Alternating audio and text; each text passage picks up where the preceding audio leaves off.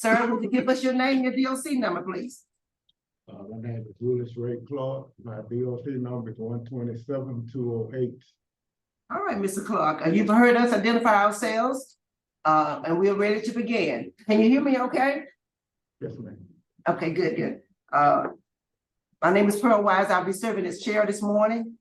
We have Mr. Roche and Mr. Freeman. Let me tell you how this is gonna go. I'm gonna read some information to the record about you, and then we're gonna have an interview with you, starting with Mr. Roche, because your case was assigned to him. After we have completed asking all our questions, we're gonna ask the warden to let us know what she wants us to know about how you've been performing. I don't think you have any visitors, right? Is that correct? No visitors today? No, ma'am. Okay, then you will have the last say. You will tell us whatever you want us to know, and then we'll render our decision. And then, do you understand the process? Mr. Clark, do you understand the process? Yes, ma'am. Okay, let me read the information in the record. Your name is Willis Clark, DOC number is 127-208. You're listed as a first offender for a second-degree murder. Your sentence date was originally October the 10th of 1989. You were sentenced to life without benefit of probation, parole, or suspension of sentence. Your parole eligibility date is listed as June the 19th of 2063, with a full term date of March 19th of 2088. But you appear before the pardon board on April the 16th of 2018, and you got a favorable recommendation from the pardon board to the governor. And the governor signed your clemency on August the 1st of 2023. Is that correct? Yes, ma'am. And then we have some information that indicated that your parole eligibility date, and Warren, you can correct us on this, should be May 9th of 2023. And not the July 25th of 2053.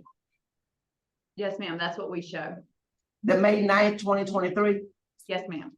Great, okay, great. All right, does that sound correct, Mr. Clark? Yes, ma'am. All right, will you answer Mr. Roche's question? Thank you, Madam Chairman. Good morning, Mr. Clark. Good morning, sir. Good, nice seeing you again. Yes, indeed. You've been waiting a while. I sure have. Mr. Clark, may I call you Willis Ray? Sure. Okay. Willis Ray, I'm gonna put some information into the record, and then we're gonna have a conversation, okay? Yes, sir.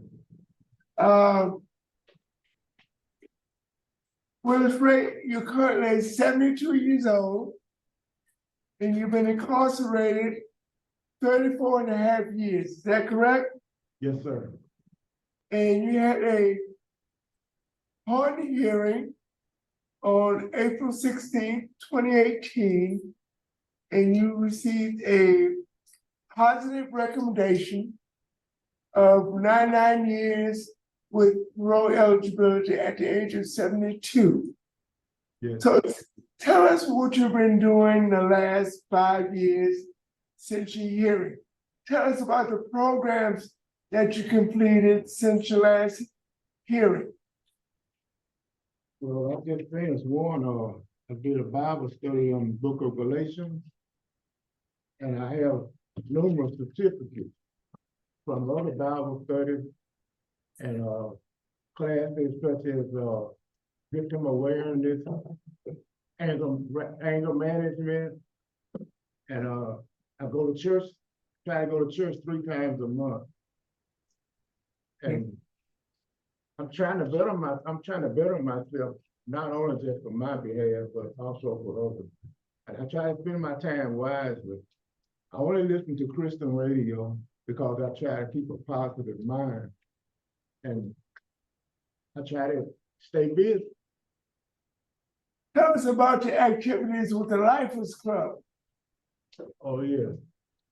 I've been in a Lifers Club for many years. And in that Lifers Club, a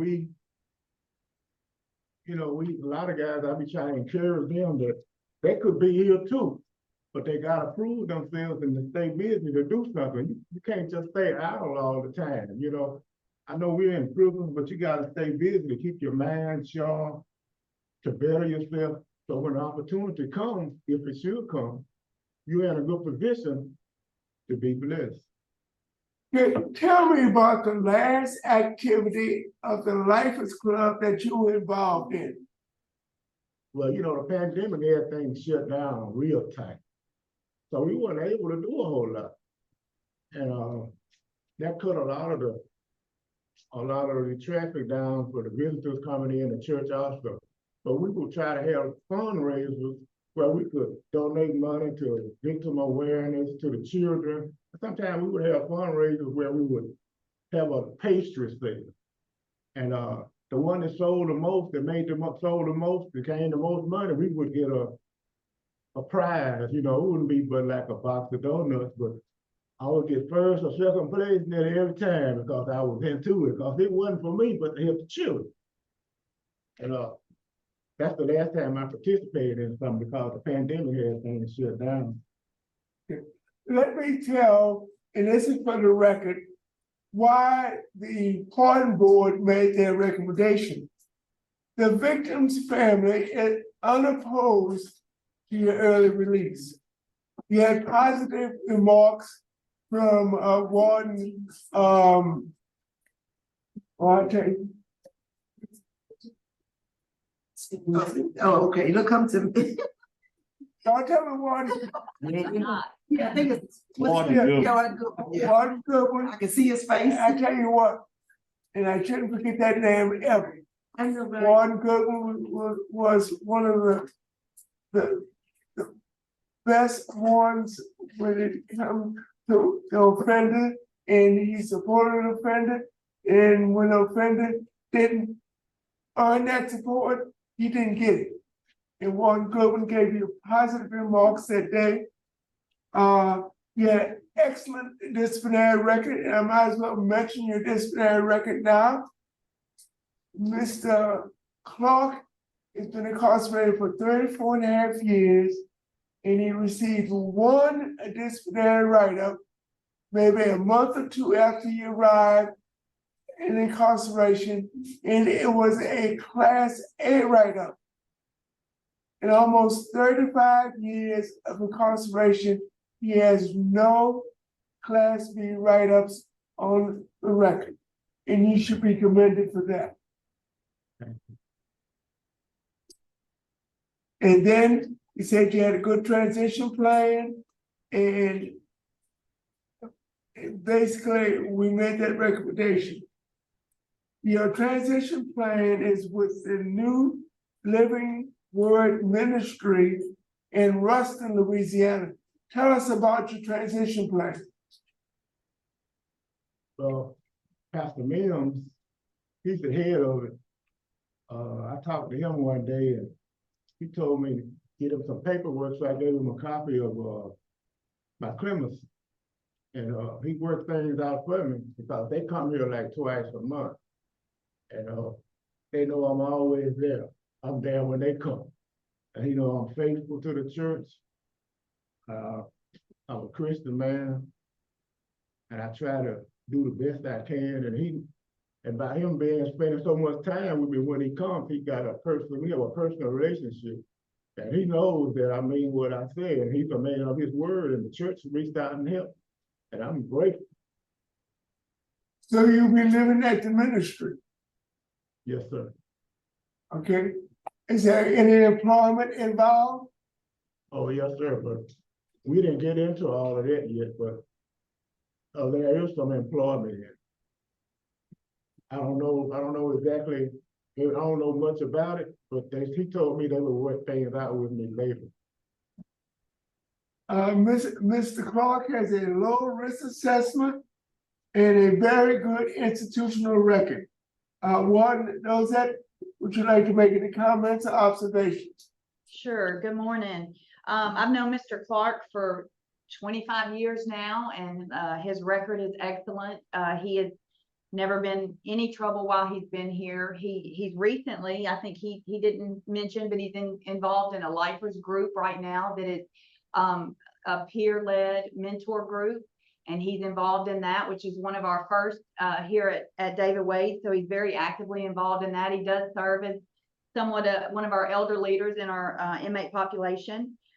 We did reach out to Mr. Mims on Friday just to verify the residence plan to make sure that we're still, you know, on track with that. And he is very excited to get Mr. Clark. You know, Mr. Clark had some medical issues that he deals with, and so he was gonna, like Mr. Clark said, revisit the employment options once he got there and got situated and see if they could help him. But he definitely is on board to continue to help him. Mr. Mims has been coming out here in our prison ministry for years, and so we have a good working relationship with him. But so I think he's a good example of what someone who's gone through rehabilitation looks like, and should definitely have a good advantage if he's granted. And one knows that we also have a current letter from Michael Mims saying that he's ready with open arms to receive Mr. Clark. Madam Chairman? Thank you. No question. All right, Mr. Clark, you have no visitors. The warden is already spoke. What do you want us to know before we render a decision? What do I want you to know? Yes, sir. What do you want to tell us before we vote? Well, I plan, if I get the opportunity, I plan on being a role model for others. I want to serve the Lord God, worship. I want to be the best I ever been in my life. And be successful. All right, thank you. Panel ready to vote? Yes. Mr. Roche. Willis Clark, this is one of the easiest decisions I've made in 8 years. My decision this morning is to grant your early release with the following conditions. You have a curfew from 9 p.m. to 6 a.m. And I want you to do some type of community service at the New Living Word Ministry 3 hours a month. And I'm granting this based on your excellent disciplinary conduct. The victim's family is unopposed, and positive remarks from Warden DOC. Good luck. Thank you. Ms. Freeman? Okay, Mr. Clark, I agree with Mr. Roche, but I would also like to add the condition that you have no contact whatsoever with the victim's family. Okay, if you see them, you go the other way, have no contact.